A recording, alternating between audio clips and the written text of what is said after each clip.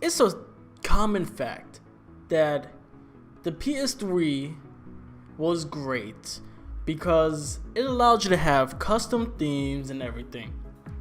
You can go to these illegal or sketchy websites on your PS3, download your themes, and boom, you got it. Now, when you play on your PlayStation 4, you get all these themes that you could get for free. You can pay for them.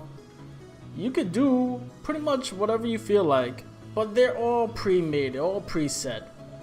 Well, with PlayStation Update 4.5, this is new. You can now have your own custom wallpaper. Now, let's not, go, oh, well, it's not like the PS3 because you can't customize the backgrounds and you can't customize the icons yourself. I'm pretty sure you can, but to the common people, we don't know how to yet. But that's not to say that you can't just make your own custom background using a cool image that you like. So for me, what I did is I used the image when they released Sombra for Overwatch, and I really like the way it came out. It just blends in with everything nice and perfectly, nothing sticking out of place. Now, part of the 4.5 update feature that's something you should note is when you highlight a game, there's a new thing inside the top right hand corner when you press start called upload and download save data. Why did Sony do this? Because a lot of people tend to forget that you can download your saved data that is automatically uploaded by the cloud or to the cloud service that they use. Because I am on a Facebook group, and the most common issue that I see every time, my data got deleted, now I'm ranked 0, what do? I don't know what to do. It's so hard, I don't feel like starting all over again, I'm going to move to Xbox. Well, you don't need to move to Xbox. All you had to do was go to your system settings and download your saved data. And for people who don't upload on the regular, if you have the privilege to upload on the regular, then do so, please. Leave the automatic upload on and just let it be. Now, always check your upload data, and after that, well, you should be fine. PS4 4.5 update also had a bunch of PS4 Pro features added onto it that I'm not gonna highlight. If you guys are interested, then go check out the website or go Google search it yourself. But that is not to say that is all to this video.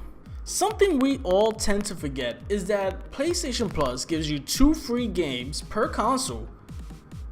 Sometimes they try to get shady and only give you 1, but it has cross play on all accounts, so it's 1 game per everything. Oh, but PlayStation Plus gives 2 free games per month, and this month's free game, may I remind you, is DISKK and Tearaway.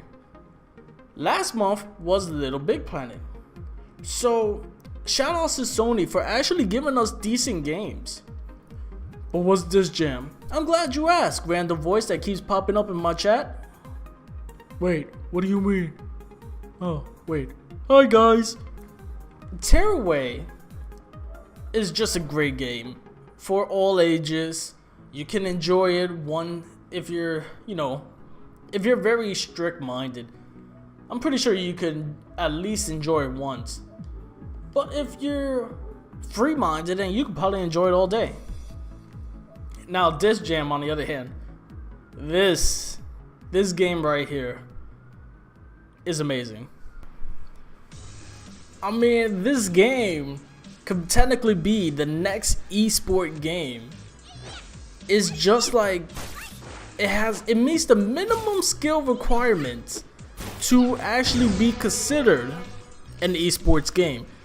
It requires strategy, it requires timing, it requires patience, it requires communication, it requires mind games, meaning you gotta get into your opponent's mind You got to figure out what they like, what they do, how they communicate, how they respond.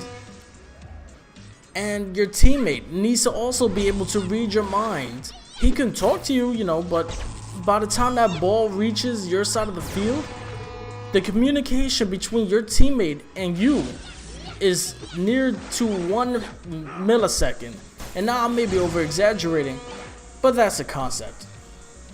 This game is what you would call ultimate frisbee, but in a tennis fashion or something like that. I never played ultimate frisbee, so I'm sorry, but I would assume it's something like so.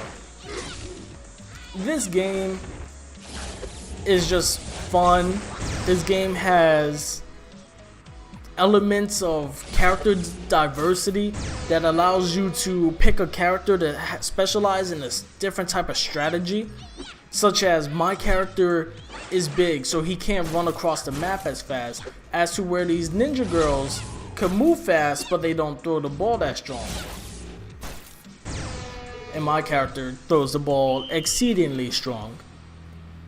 Now the game also plays where the longer it takes, the more of a score racks up. And whoever messes up, you know, if your team messes up when you're about 2 minutes into the match, that point meter is going to go so high that it's going to hurt if you mess up. Now, the game requires an immense amount of skills to be professional at, such as if you want to throw the ball faster, you need to be able to get perfects. But in order to get perfects, you need to catch the ball. And when I say ball, I mean frisbee. You need to catch it at the right time, and you need to make sure that you're able to project it back fast. Because, for example, you saw me slide earlier, and when I slide, I couldn't have tossed it. My only option, if I want to get perfect, is to pass it to my teammate. Now, you can also block the ball using this shield, and the shield grants you, if you do it right, you can charge up your ultimate.